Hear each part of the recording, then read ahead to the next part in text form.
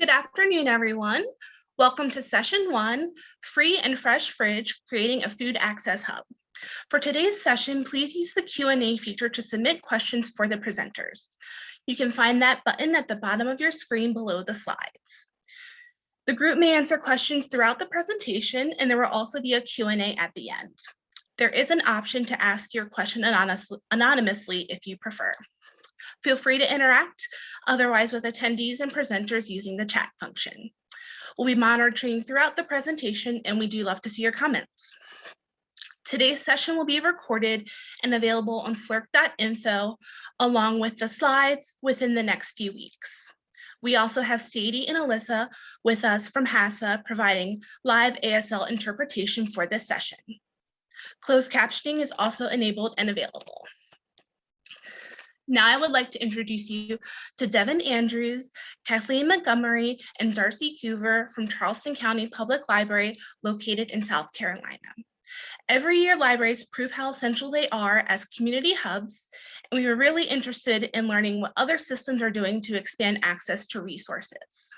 We came across their presentation in the 2022 PLA conference schedule. They will be presenting on March 25th, and we were all in agreement that they would be a fantastic addition to our program as well. Today, they will be sharing the innovative program their library launched last year called the Free and Fresh Fridge. We are excited and grateful to have them with us today. Take it away, team.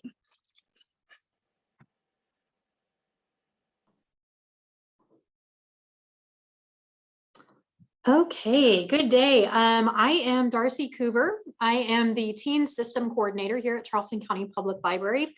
I also coordinate our food literacy and nutrition literacy programming. And I will let Kathleen and Devin introduce themselves before I get started. Hi, everyone. I'm Devin Andrews. I'm one of the Associate Directors at Charleston County Public Library over community engagement, which includes our programs, outreach, and partnerships in the community. Hi, everybody. I'm Kathleen Montgomery. I'm the Outreach Manager at CCPL, and I oversee our mobile library, our senior services, and all of our system-wide outreach initiatives. Yay, that's us. JP, you can advance to the next slide, and then actually the slide after that, please. Yeah, that one. Thank you very much. So to get started today, before we start talking about the Free and Fresh Fridge, because that has really been a new exciting thing that we're doing on a long food access and food literacy journey that we've been on for the past couple of years, I'm going to give a little bit of background about the programming that we've been done and the earlier food access initiatives that we had here in Charleston County.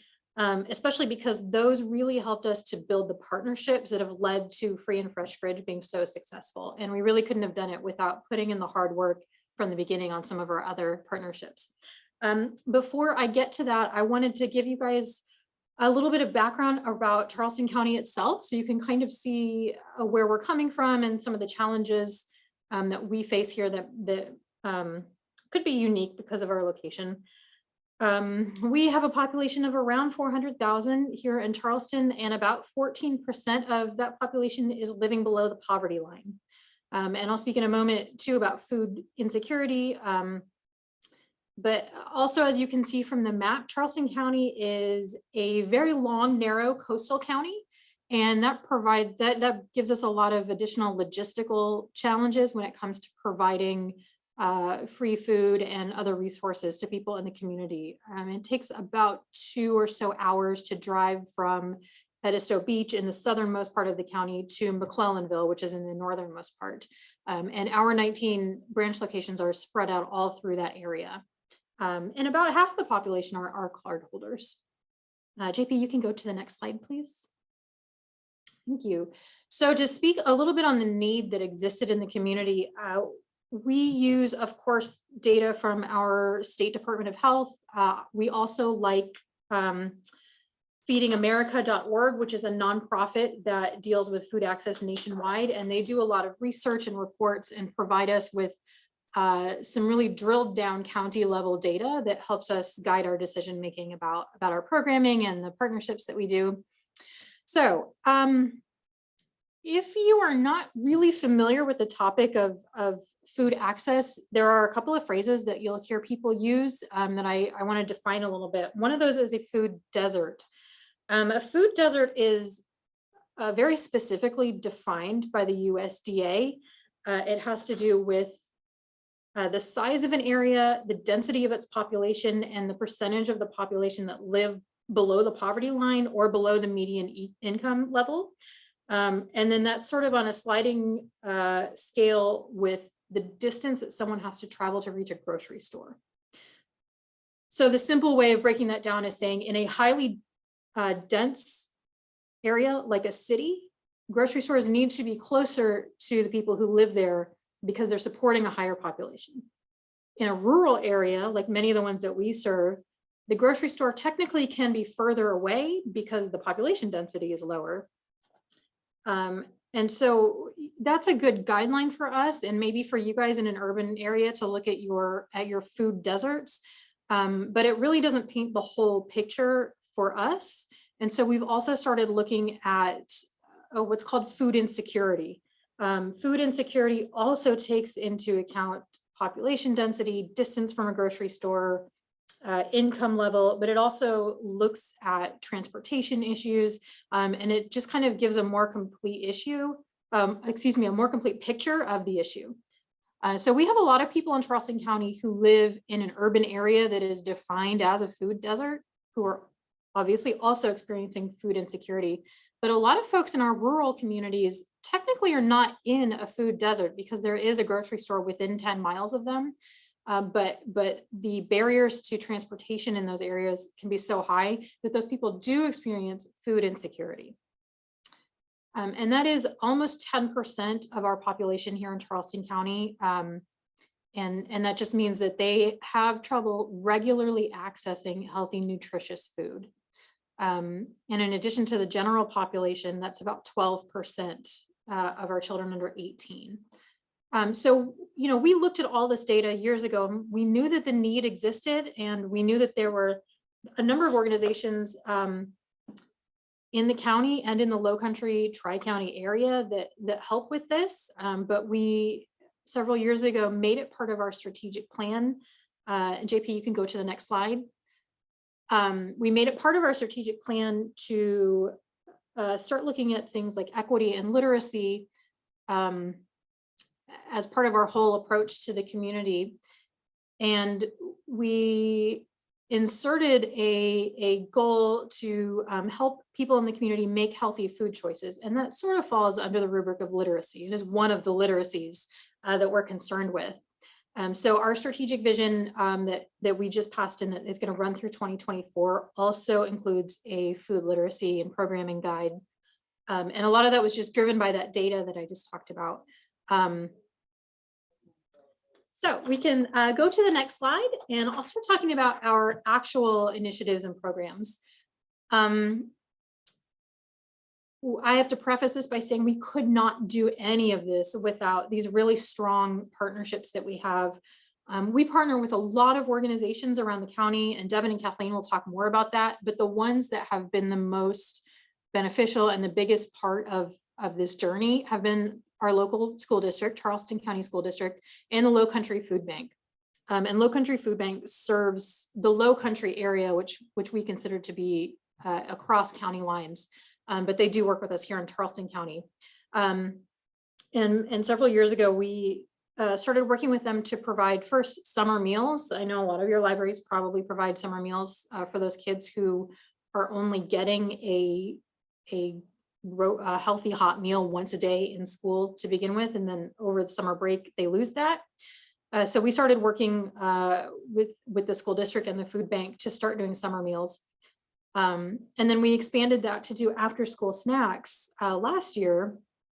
Actually, we launched that in 2020, but of course that was somewhat disrupted by the pandemic, because we realized that it wasn't just summer. A lot of kids, as I said, only get one meal a day at school. And so a lot of them who are coming to our libraries after school were showing up hungry.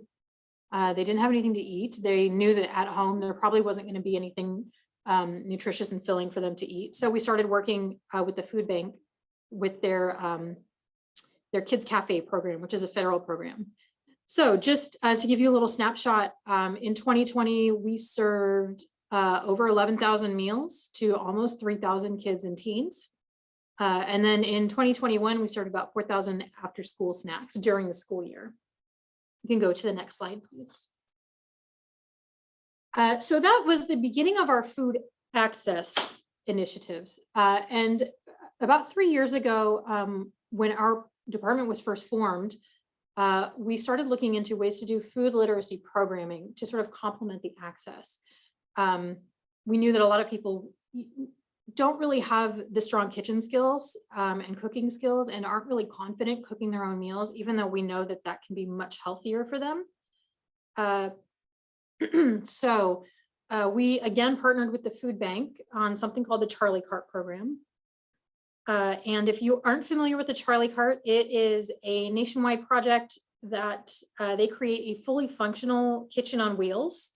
It's a mobile kitchen. As you can see in the picture there, there's a little oven, there are cooktops, there's actually a gray water pump sink down on the end. And it comes along with a full comprehensive K-5 curriculum to teach young people kitchen and culinary schools and to kind of partner that with nutrition lessons.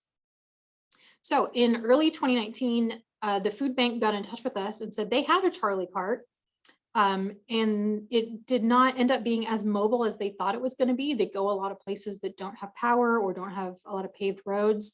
And so it was kind of just sitting in their warehouse, and they asked, do you guys want to use it at the library? And we said, heck yes. So beginning in 2019, we started working on a project with them where we borrow their Charlie Cart, they transport it for us, and we do programming with it. And they also help us with some of the supplies for that. You can go to the next slide. So in 2019, we piloted this at 3 of our branches. And we worked really closely with the food bank at first. That's our friend Dana Mitchell, who is the nutrition director at the food bank.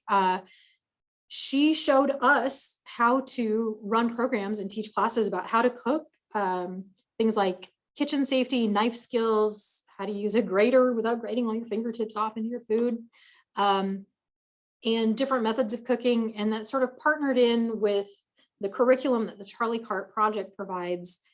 Even though that's K-5, we really have modified that to be workable for patrons of all ages. And it's really been beneficial to talk about in-season foods. And we have such a long growing season down here in South Carolina that we can kind of get stuff year round almost. So teaching people how to cook produce that maybe they've never seen before, they've never cooked themselves. So we really felt like that programming tied in with, okay, here's the food access, here's the healthy food, here's what to do with it. And of course, cooking is fun, and cooking together is really fun, and getting to eat something together is really fun. So that was really successful in 2019. We continued into 2020, and then of course we had a programming shutdown, like I'm sure many of you have. We did relaunch as sort of a virtual option, which I'll talk a little bit about in a moment. But we've really been looking forward to being able to get back to doing this in person in 2022. We were slated to start in January, and of course with this current surge in cases, we've pushed it back again to March or April.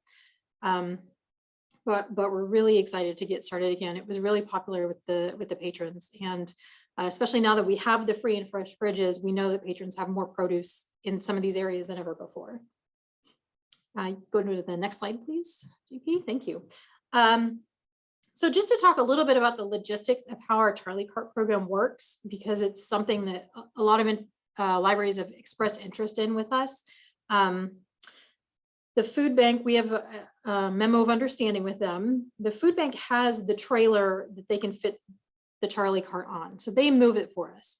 So the idea is once a month, they move it to a different one of our branches, wherever it is in the county, and I work with the branch managers and staff to decide who's going to get it next. They provide some quarterly training for us to help our staff familiarize themselves with the cart and all of the kitchen equipment and cooking equipment that comes on it. We provide food handler safety certification, which I'm happy to answer questions about that later. We use an online service. A lot of places use ServSafe. We use state food safety, but you can do it online. And then we run the programs. A lot of our branches choose to adapt the official Charlie Cart curriculum lessons because they're fully comprehensive. They have a recipe that's broken down by how long each step is going to take. They have a shopping list, and then they also come with, because it's a K-5 curriculum, they all come with science or cultural or even math little lessons that come with them. And we use some of those sometimes when we're doing programs with children or teens, and sometimes we just leave them out. But we plan and adapt all the programs, and a lot of our branches do plan around what's available in their fridges. We have one branch with a community garden, so they sometimes will plan around what's available there. And then also per the understanding that we have with the food bank, we provide the ingredients out of our budget. Our Friends of the Library organization help to fund that for us. And then the food bank provides some cleaning supplies and paper products. So we're kind of working together to make the programming work. You go to the next slide. So just to talk a little bit more about what these programs do. They are learning about new ingredients, how to incorporate seasonally available ingredients, which usually means less expensive ingredients, into their everyday cooking. They're learning basic kitchen skills that a lot of people kind of take for granted, that an adult might have basic knife skills or cutting or measuring, or different cooking methods like stir frying, sauteing, braising. A lot of us will take for granted that someone who's an adult knows how to do all that. But if you grew up in a household where there wasn't a lot of cooking in the home, you might not have those skills. And I think a lot of adult patrons are, they're embarrassed to ask for help for that kind of thing. So for us to be able to offer it up front and have them come to something that is fun and where they're also picking up these skills is really rewarding. Like I said, we switched to virtual during the pandemic. The food bank did a lot of virtual programming recordings for us to share out on our social media platforms and our website. And then our staff also recorded a lot of cooking, and they just recorded themselves in their home kitchens. You can see our colleague Abby down there, and that's her home kitchen. You know, we just kind of did our best with the lighting and the angles. And there were some obvious drawbacks to that. One of them is that if you're watching a virtual cooking program, you don't get to eat the delicious food at the end. That being said, it did really increase the scope of who we were able to reach, because there were people who couldn't, you know, there are barriers for them to physically come to our programs, but they were able to check it out from home. So we've been looking for silver linings like everybody is, but we are really excited to sometime in the near future get back to that in-person programming. Next slide. So the one new thing that kind of cropped up during the pandemic were our pop-up produce giveaways. These happened again in partnership with Low Country Food Bank. They provided all of the produce to host these giveaways. And we did them either at our branches or at locations near to the branches if we didn't have a great parking situation there. And we sort of identified the areas of the county that I talked about previously, the ones that have a food desert, the ones where there are high incidences of food insecurity. So we kind of worked with the food bank to locate those places. We did a lot of the promotion. Our staff came and helped, and they would roll up with this van that you can see in the top left there. They would set up a tent if it was a hot day, and they would pull out a ton of reusable grocery bags and a ton of boxed produce. And we would go down the line like an assembly line and fill up the bag with fresh fruit and vegetables. And they got a mix of things like potatoes, onions, carrots, kind of hearty root vegetables that travel well, and then also tomatoes, grapes, apples. It was really a great mix of produce that we were able to give away. People could walk up, they could drive up. We had multiple people, especially in our downtown area, who bike up, as you can see down in the bottom left there. We did not limit the number of bags. We told people to take what they needed. And Kathleen and Devin will talk a little bit more about that same concept with the fridges, but people take what they need. They were really successful. And again, the food bank did a lot of that. They have a lot of the resources, and we've got the spaces, and we've built a relationship of trust with the community. So they, if we tell them like this great thing is happening in our branch, they will come to it and get the things that they need. And of course, we included flyers in their bags with any upcoming programs, giveaways, any resources for people experiencing long-term food insecurity. We know that food insecurity has increased throughout the pandemic, so it just became so much more important over the last year or so to start addressing those things. So that's kind of the end of our journey leading up to the free and fresh fridges. So I'm going to hand it over to Devin, and she's going to talk to you in more depth about that. Thank you so much, Darcy. You all may remember me from the previous slide holding a bag of potatoes. So it's nice to be with you again. Yes, as Darcy said, we partner with the food bank on so many wonderful initiatives, including those produce distributions. And we knew, seeing the demand at those distributions was immense. Often, as I'm sure is the case with many food drives we participated in, the food was gone pretty much right when the event was supposed to start. That we would have people lined up way ahead of time, and to keep traffic flowing, you start a little early, and by the time the event would have normally started, you've given out all the produce you had, and we're talking enough for 200 families, very large events. So the need is immense and has only been exacerbated by the pandemic. So leading us to want to establish a program where we would have consistent restocked availability of fresh ingredients, which led to the creation of the free and fresh fridge. Next slide, please. So we know that a picture is worth 1,000 words, so a video must be a whole novella. So we can go ahead and play this quick video showing the program.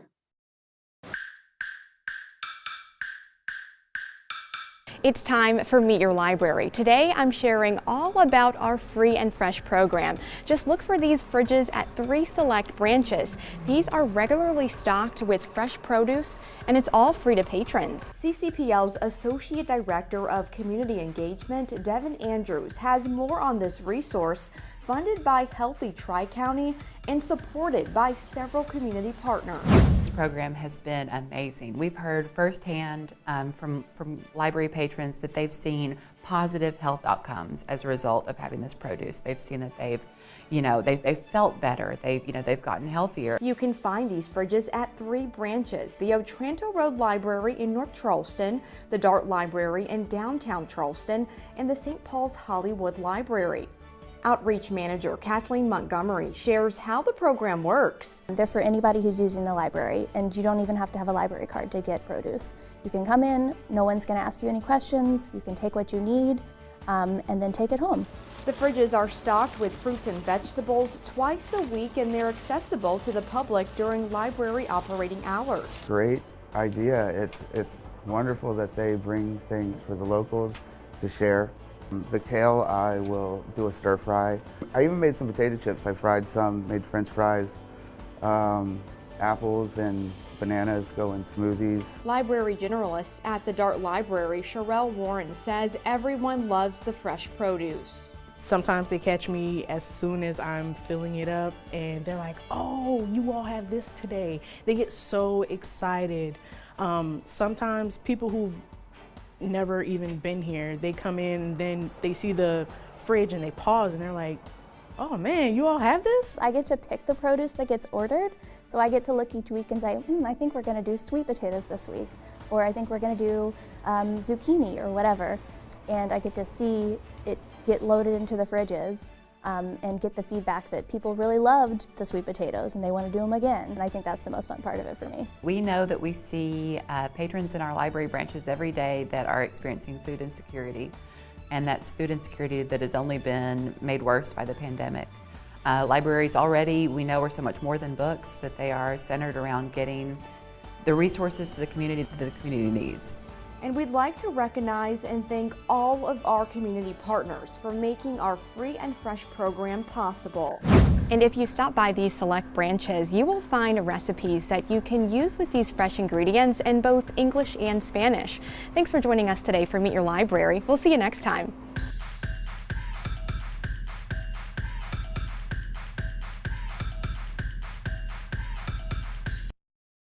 Okay, so that gave a quick overview of the program itself and some of the things you're going to hear about. And of course, we're lucky to have such a fabulous communications team that's able to put that all together and really tell the story to the public and spread the word.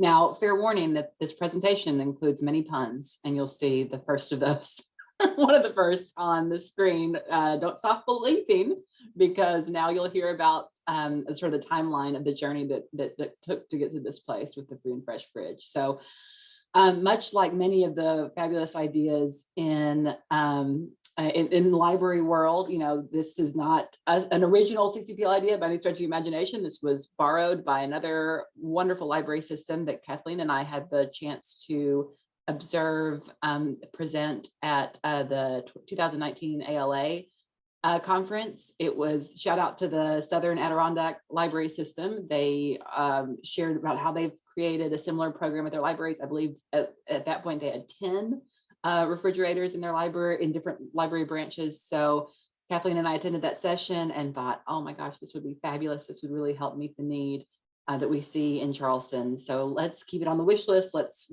you know, keep it on the back burner and keep an eye out for a way to actually make this happen. So we have one of our local hospitals, Roper St. Francis, has a community investment grant that they have annually. That's a small award, I think a few $1,000s, that funds health programs in the community. So I think Kathleen had the idea to say, hey, why don't we ask for money for the refrigerator itself? Because of course there's the cost, the equipment, the refrigerator and all the accessories, and then of course the produce is a separate cost. So Kathleen and I whipped up the proposal, and we were awarded that award that covered the cost of the first refrigerator.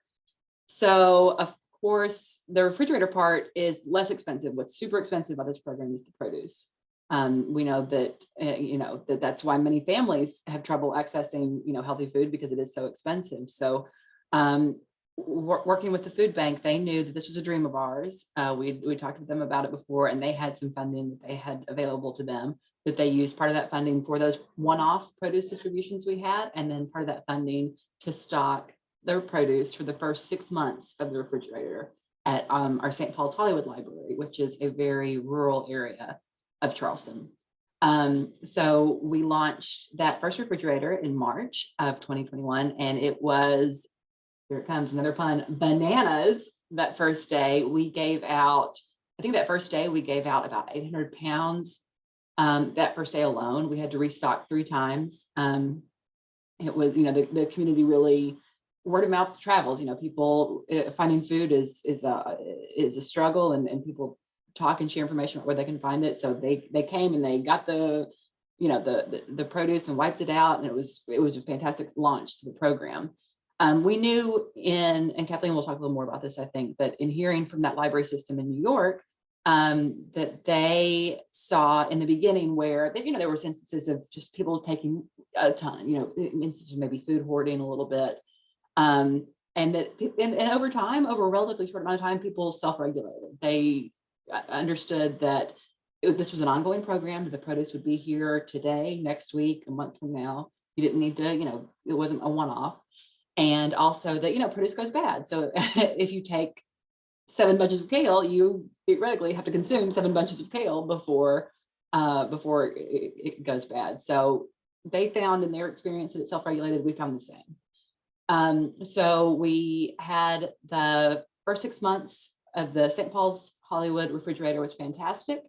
I'll go a little bit about the partners that helped us launch and expand to 2 additional refrigerators, but that happened in August of 2021. And then as of pretty close to date, we've distributed about 55,000 pounds of produce. So it's just been fantastic. Next slide, please. So this is many, many wonderful community partners go into making this possible and successful. As far as the equipment itself, I mentioned the grant that let us pay for the refrigerator at our first Free and Fresh Fridge. And then the Joanna Foundation is another award we applied for that covered the cost of one of the other physical refrigerators at our Dart library. The produce part we know is super expensive. As I mentioned, the food bank handled the first 6 months, and then the library has been very involved with an organization called Healthy Tri-County, which is primarily the core partners are our 2 major local hospitals, Roper St. Francis and the Medical University of South Carolina. Those 2 hospitals and our local United Way got together, formed Healthy Tri-County, and there's then a bunch of other organizations within the county, including Charleston County Public Library, that are members and that meet and convene and talk about health in the areas that we serve. So I have been on 2 of the subcommittees they have for the last couple of years, and it's led to some really, really, another pun, fruitful partnerships and relationships that have developed. And so, I knew that the food bank, the first 6 months that they could cover was coming to an end. So I reached out to the health programs manager and said, how can we keep this going, or do, what are some ways? And it turned out that Healthy Tri-County has an initiative called Healthy People, Healthy Carolinas, which is part of the Duke Endowment, and that they could not only fund the next 6 months of that St. Paul's Hollywood refrigerator, but then allow us to expand it 2 more. So that was wonderful. And, that was amazing to be able to not only sustain the program, but to grow it. Accidental pun on that one. So we have the produce we purchase, which we buy from a local wholesaler. And then we have a couple of fantastic organizations that give us donations that supplement it. So one is the Stone Soup Collective. They actually stumbled upon the program in our Dart library, which is in downtown Charleston. The chef that worked for that organization happened to just be in the library doing library things and saw this refrigerator and said, the Stone Soup Collective, we already have produce that we give the community, different groups, and we also make soup. And we would love to every week provide you guys with some different vegetables that we'll bring to the library, and also some quarts of soup that you can put in the refrigerator to just give for free to the public. So of course we said, absolutely, you guys are the best thing ever. Thank you so much. It's wonderful. And then there's another fantastic group called Fields to Families that we met when we were building a community garden at our St. Paul's Hollywood Library. And they also, the same thing, they do their own gleaning and harvesting, and they have all this produce that they want to give to the community. And so they provide us with regular donations that goes to all 3 of those refrigerators. And that's the hope. We know that there are groups just like these that have produce that they want to give to the community. And we have, of course, the spaces, no one, those refrigerators are placed in a building with a lot of eyes on it. No one's going to come in and just carry that refrigerator out, which is a real concern. I think there was another community refrigerator separate from the library a year or so ago that tried to start just out like by a grocery store, and someone stole it. I mean, that's a real concern with trying to start a program like this. But obviously the libraries, there are always people in there. We have security guards. We have the sort of infrastructure and space where a program like this can exist. So the hope is that we'll find more and more of these organizations who have produce to donate, and then we'll rely less on the funding and still be able to provide this produce to the community. Next slide, please. All right, so I will turn it over to Kathleen, because she, as you saw in that video, she is the one that goes in there and looks at which produce to order each week, and has some really great things that go into consideration. So I'll turn it over to Kathleen. Thanks, Devin. Okay, so on this slide here, you'll see a couple of different considerations that you have for starting a program like ours. Depending on where you are and depending on how you'd like to shape this, you might not have all these considerations, but this is just some of the things that we had to think through in planning this. We had to think through what our budget was going to be and how much we wanted to spend on this, or how much we're able to spend on this per week, and how often we want our produce orders to be. Another thing is, how are you going to get the produce to the fridge locations? We have an internal route and delivery team that drives other library materials, and they were able to take on the produce on their daily or bi-weekly deliveries, but the produce does take up a lot of room in their trucks. So I could see that as being a barrier. We also had to think about how long these items would be sitting on the shelves, particularly in the beginning of this. We weren't sure how fast the produce would be moving, and we didn't want things to go bad. So we tend to buy things that are hardier, not necessarily things like berries or lettuces if we're not sure that they're going to be moving off the shelves. And then one thing we talked about when we started this was, did we want to allow people to donate items or put things in the fridge? So this isn't necessarily a true community fridge effort. We're not allowing people to put produce or anything in the fridge without us knowing about it first. We really wanted to make sure that we had an eye on what was going in the fridge, and so that we would know when it's going bad, when we need to remove it, and make sure we would have control over all safety and food freshness aspects. All right, next fridge, please. Next slide, please. So the next couple of slides, I'm going to be talking about on a local level what this project looks like. It varies from our 3 branches. Like Devin talked about, we've got 3 community fridges that are in 3 different branches throughout the county, and they're all really different branches. One is downtown on our peninsula, one is in North Charleston. Those are both more urban branches, and then one is in St. Paul's Hollywood area, which is a rural branch. So the program is really shaped by where they are. And if you adapt this, it's really going to be shaped by what your branch looks like.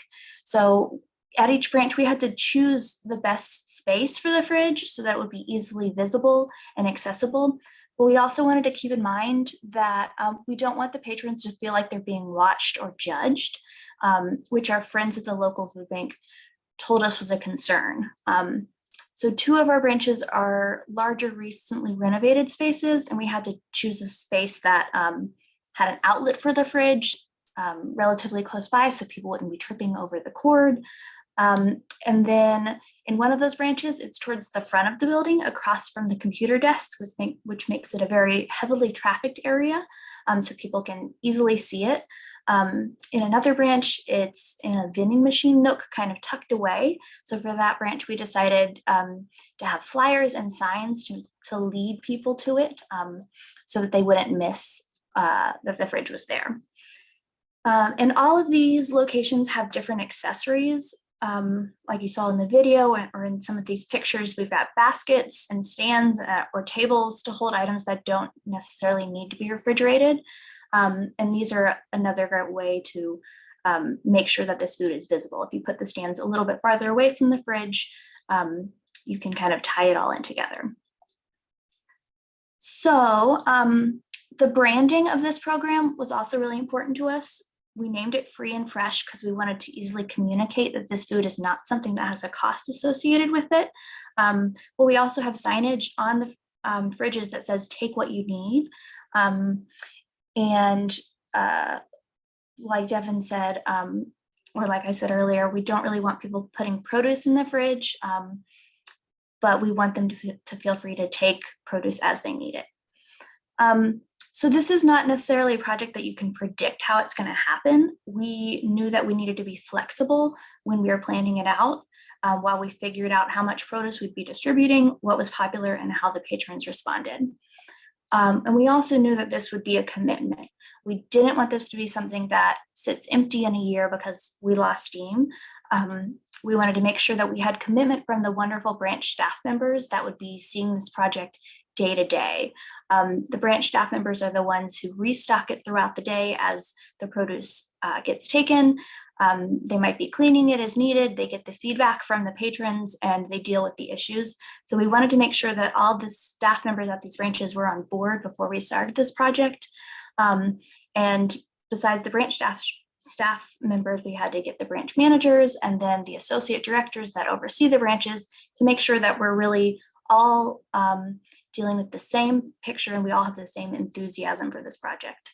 And one thing that's great about this is that the staff members really see this as a project that is exciting for their branch. It's really a really cool feature to tell people that you have a free produce fridge in your branch. So people are really excited to tell their patrons about it, and it really sells itself. Next slide, please. Okay, so community needs.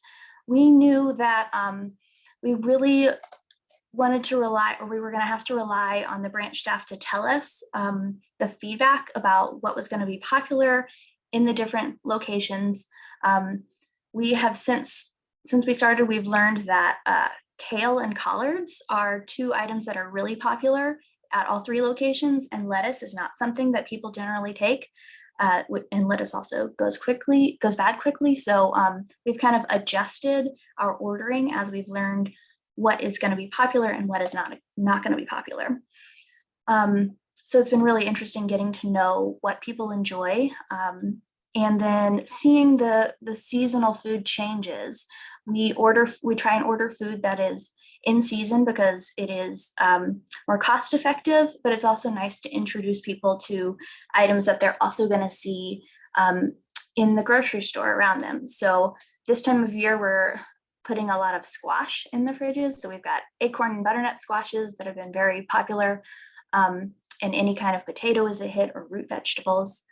And a fun tidbit, the manager of our St. Paul's Hollywood branch told us that, that's our rural location, told us that they've got a local patron who has goats, and if they have produce that is about to go bad, they are able to give that produce to her and she feeds it to our goats so the produce doesn't get wasted. All right, next slide, please. So food literacy. We really wanted to incorporate not just food access, but food literacy. Like Darcy talked about earlier, food literacy is a cornerstone of one of our strategic plan. So we have resources and handouts that talk about the different ingredients that you might find in the fridge. If a person is unfamiliar with something or they don't know how to cook it, they get 2 recipe ideas. They get storage information, serving size information. They learn how long it can stay in their fridge or how long it's going to be good for. And we provide those in English and Spanish for our patrons. And these resources were adapted from something that the food bank created. We just kind of expanded it to include more ingredients and made them look a little prettier with our library branding. So another fun idea that I love is that our local branches are able to incorporate their displays into what they have in the fridges. So you'll see that middle picture there has a cork board, and I'm not sure if y'all can see it, but it's got recipe ideas that each staff member chose. So each staff member picked a recipe, they printed out the recipe on bookmarks, and they provided it to their patrons. So it was a great way to tie in food literacy, offer fun literacy materials that people could take home, and then point people to the fridge and other food access resources. We have also done some virtual programming since we started the fridge, where people tie in videos with how to cook ingredients that they might find it. And we look forward to starting back our Charlie Cart programs so we can show people how to make a stir fry or how to make a salsa, and then say, go grab some of those tomatoes from the fridge on your way out, and really have like a full circle of promoting all of our services. Next slide, please. Okay, so really quick, I just wanted to mention our community garden. Our St. Paul's Hollywood rural branch was recently renovated with a new building, and before they opened, they were able to install a few community garden beds, and we found that it's a great way to tie in that food literacy. We had a local advocacy group that helped us put in those raised beds, and now they grow produce throughout the year. They're able to offer the extras of that produce directly into the fridge, and it's a great opportunity to show kids the life cycle of foods as they grow and show everyone how easy it is to grow fun foods at home. All right, next slide. Thank you. So this is just a couple of different ideas. If you're looking to start a project like this at your branch, or if you want to do something similar, we've got some different resources for you. We started looking at gleaning organizations, which kind of take food waste from local farms. You may or may not have a lot of farms in your area, but it's a good way to reduce waste on farms. So people are often already doing this food cleaning and looking for ways to distribute it.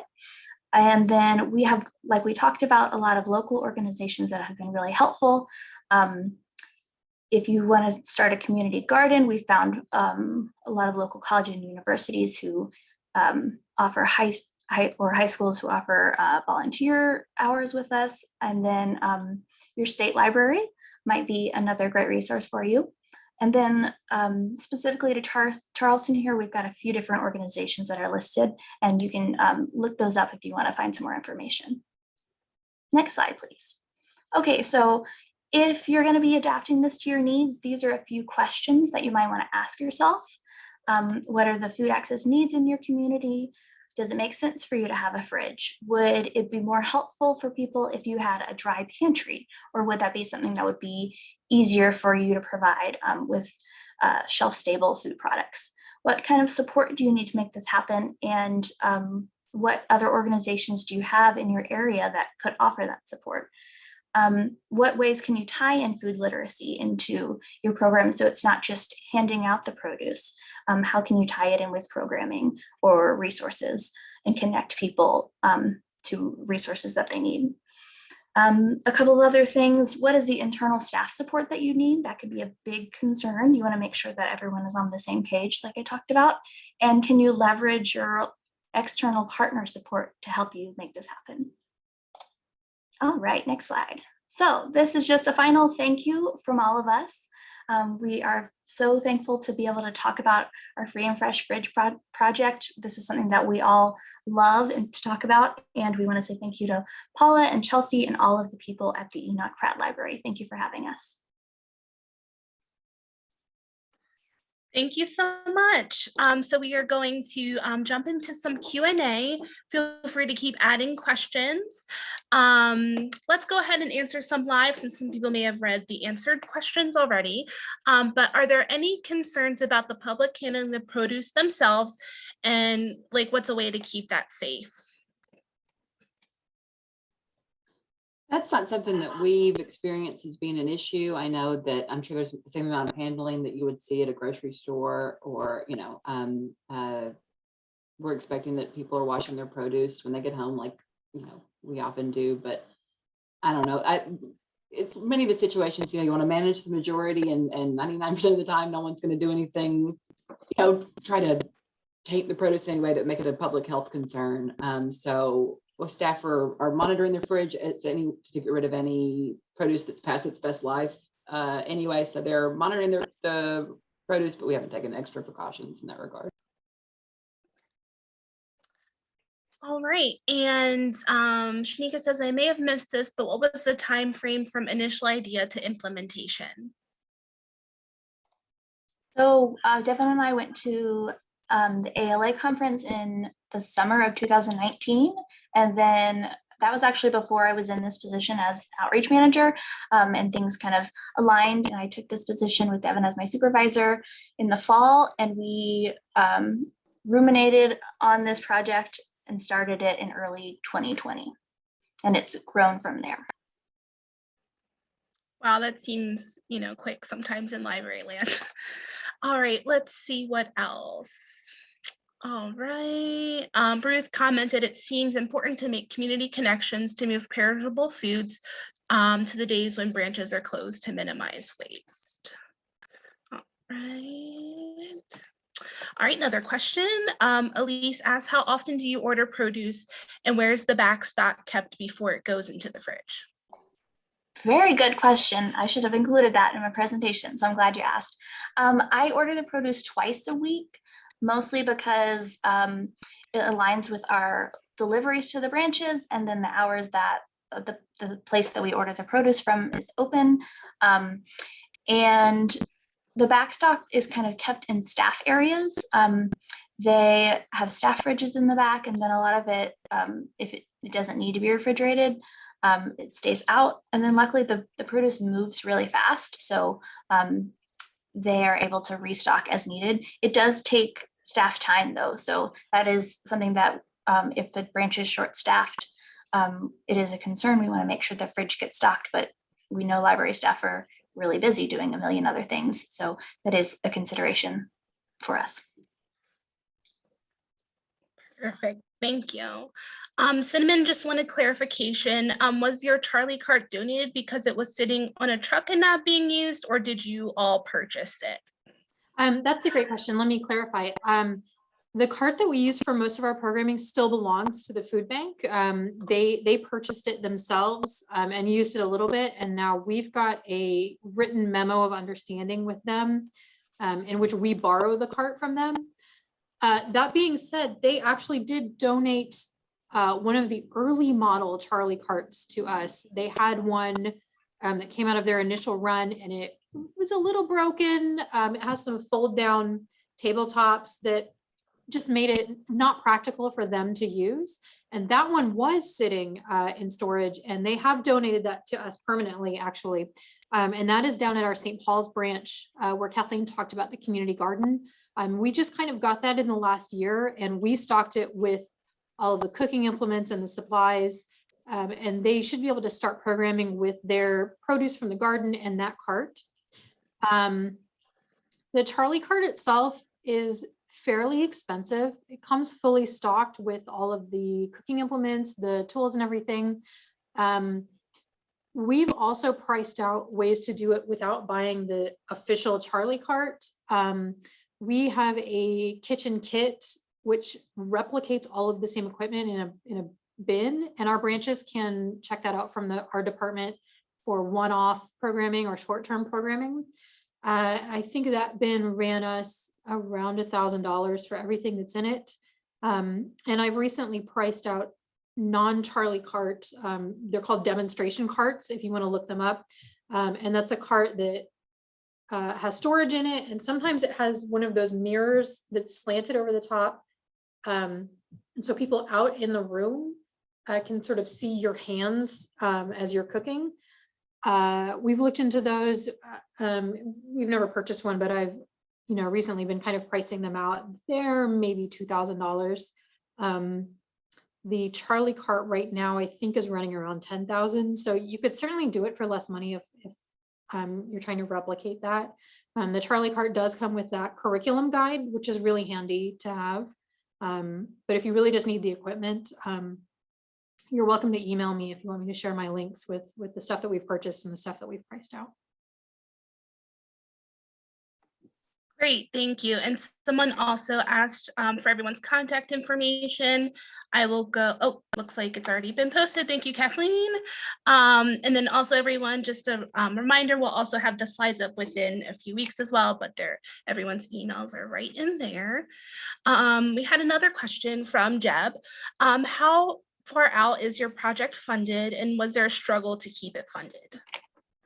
That's definitely the biggest concern, is being able to keep something like this funded, because it is an expensive program. So far, we've had 6-month cycles at a time. So we had the 6 months from the food bank to launch the first refrigerator at St. Paul's Hollywood Library, and then 6 months from Healthy Tri-County for another 6 months at St. Paul's, and then to expand to the other 2 libraries.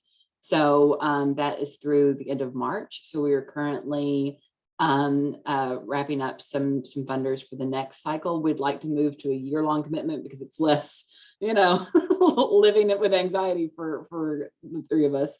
But it is an expensive endeavor. But again, the hope is the more and more organizations we partner with, like the Stone Soup Collective and Fields to Families and other groups who have produce, they want to just get to the community, that will rely less on funding. It'll be a cheaper program to run, but still, just using community partnerships to get the produce out.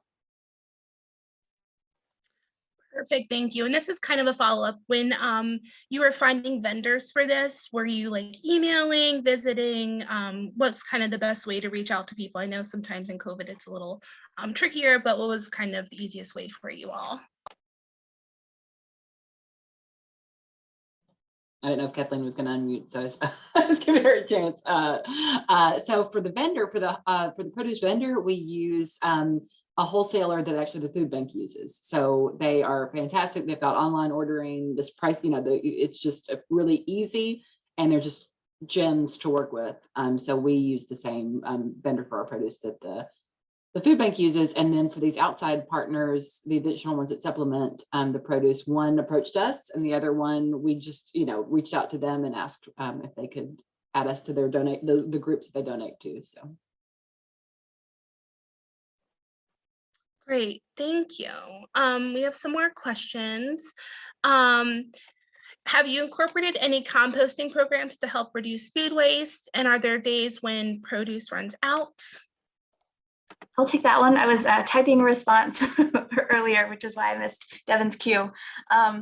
So we haven't implemented composting yet, but I think that would be a great way to reduce food waste, especially with our community garden where we can use the compost to help grow more produce. And then there are some days when the produce does run out. We can't really anticipate the needs, and we try to do the best that we can. And Devin always says, like, we can't do everything, but it does help for us to do something. And then on the days that the produce does run out, we try and make sure that people know that how to get access to other ways to get food access. So we've got Low Country Food Bank resources for them so they can connect to local food pantries and see where there are other food giveaways. And it is really sad that that happens sometimes. There is so much need for food access that we see every day, but we try and do what we can. Great, thank you, Kathleen. And were you planning on planting fruit trees on your property for the future? That sounds intriguing. And fruit trees specifically is not something we've explored, but we do have a community garden at our St. Paul's Hollywood library that supplements the produce that refrigerator has. And we found, first of all, we want to expand the number of community gardens that we have at our libraries. Some don't have space there, where they're located, there's no garden space, but many do. But of course, the bounty that you reap from those gardens is, nothing compared to the amount we give out. So we'd have to have many, many beds to meet that demand. But it definitely does. It's wonderful to help supplement it. And then also library patrons are able to come to programs in those gardens and to learn, really from seed to table, how that produce comes to be. So they're beneficial for so many reasons. Thank you again. And I also just wanted to acknowledge in some of the chat, just people are saying, how great this program is, how much their community could benefit from it. Have you found that any staff that you're working with are feeling like it's not something they should do as a library staff member? Or, is everyone kind of on board with that? Or is there any conversations around that? I know there's been some conversation as we're like handing out testing kits and things like that, like, I guess that's a bigger conversation of like, what is the library turning into? But personally, did you have any experience with that? Thankfully, even in this world where library staff, we know are feeling the burden. We are them, they are us. We are all feeling like it's just always one more thing, right? That's being asked of library staff around the country. I have to say with this program, staff, even though it is added work for the staff at those locations, have been just really excited and on board, because they see those patrons firsthand. Those are people that are in their branches every day that they talk with, and they know the food insecurity and the hardships they're facing, and they see and they hear from the patrons what a wonderful and beneficial program this is. So, I think that libraries have always been in the business of meeting the needs of their community, and this is an extension of that rather than a replacement. Thank you. Sorry, it took me a while to unmute. That's a great response. I mean, I think it's kind of something that we're all talking about. And I think, just kind of keeping space for that and kind of working through that. We are kind of becoming community hubs and places that people come to find resources. I know I'm following and like donating to people who give to community fridges in Baltimore. I know we have at least 3. So I can't do a lot with my time, but I can at least do something with my money. But I know, libraries are just a place people are already coming. So this is such a great program. And I think that's a fantastic way to kind of end this session. Your emails are in the chat, and then we'll also have the slides up within the next few weeks. So thank you all so much for being with us today. It's just inspiring to see, how else we can expand our, ever-growing list of resources and just contributing to our communities. Thank you also to everyone else who has attended and participated today. Really appreciate all of your questions. Hopefully that will also give you some things to think about for PLA as well. So have fun in Portland. To everyone else who's attending the conference today, our next and final session of the day is welcoming deaf patrons to your library, and that begins at 3 p.m. I hope everyone stays safe and take care.